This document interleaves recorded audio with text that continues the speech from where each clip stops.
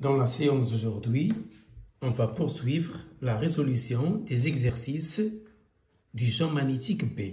On a déjà traité l'exercice 1 et maintenant, je passe à l'exercice 2. Voilà de quoi il s'agit. Vous avez 6 conducteurs rectilignes. C'est un hexagone régulier. 6 conducteurs successifs rectilignes traversés par le même courant I constant, I.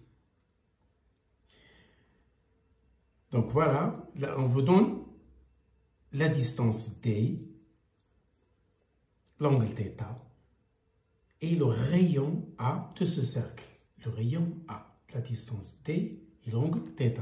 On vous demande quel est le champ magnétique résultant en haut.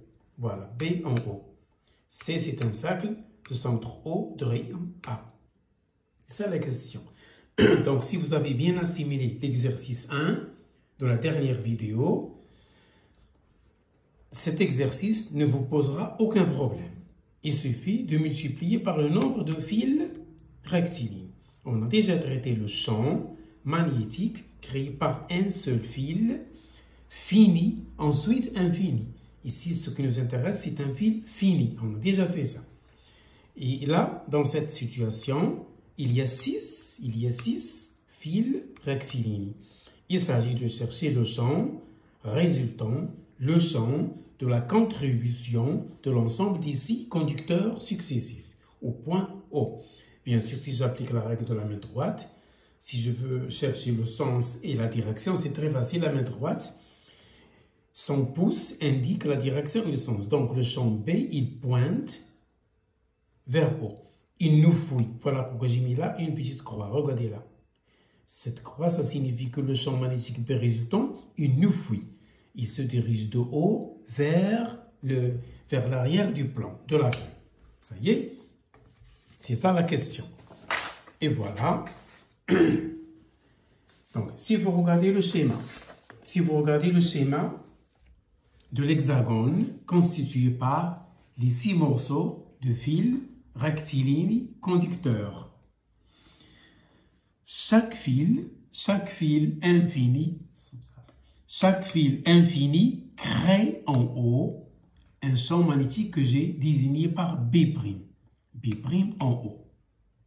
On a déjà vu ça. C'est mesure I sur 4πt sin θ de moins π sur 6 à π sur 6. D'après le schéma, regardez là.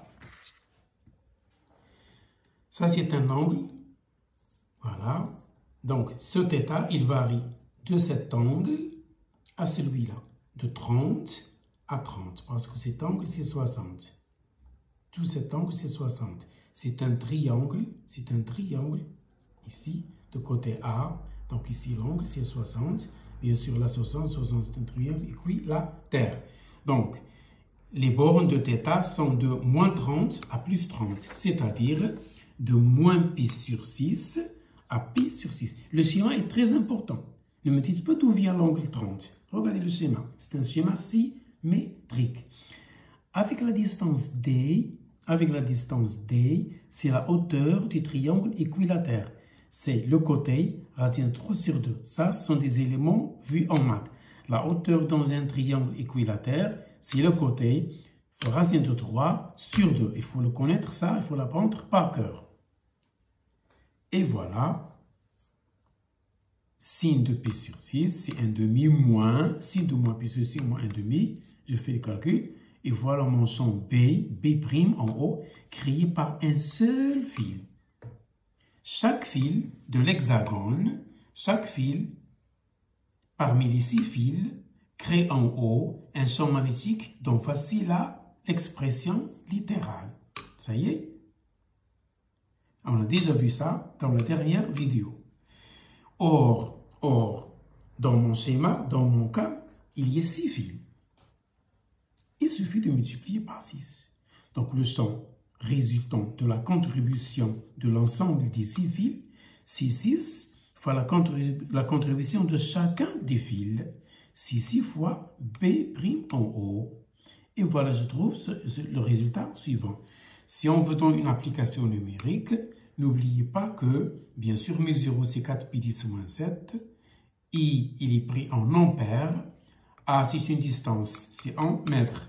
Et vous trouvez bien sûr le résultat en Tesla. Ça y est, n'oubliez pas les unités dans le système international. Le μ0 s'appelle la perméabilité magnétique du vide ou bien de l'air. Nous, au laboratoire, en salle de classe, on travaille dans l'air, il est considéré comme vide. Donc vous avez le droit de prendre μ0 égale 4 pi 10 moins 7, le système international. Donc le P résultant en haut, c'est 6 Tesla. Pour un petit rappel pratique, d'où l'intérêt de prendre ou d'utiliser des antennes ayant la forme circulaire ou d'une bobine. Parce que le champ au centre d'une bobine, comme celle que l'on vient de voir avec les 6 branches rectilignes, c'est comme s'il s'agissait d'une spire circulaire. Au centre haut, le champ est très intense. Donc, voilà pourquoi il y a des antennes où la pointe est dirigée vers le centre, parce que c'est là-bas où le champ est très intense. C'est là-bas où l'onde magnétique apporte une forte énergie électromagnétique. Voilà pour cet exercice.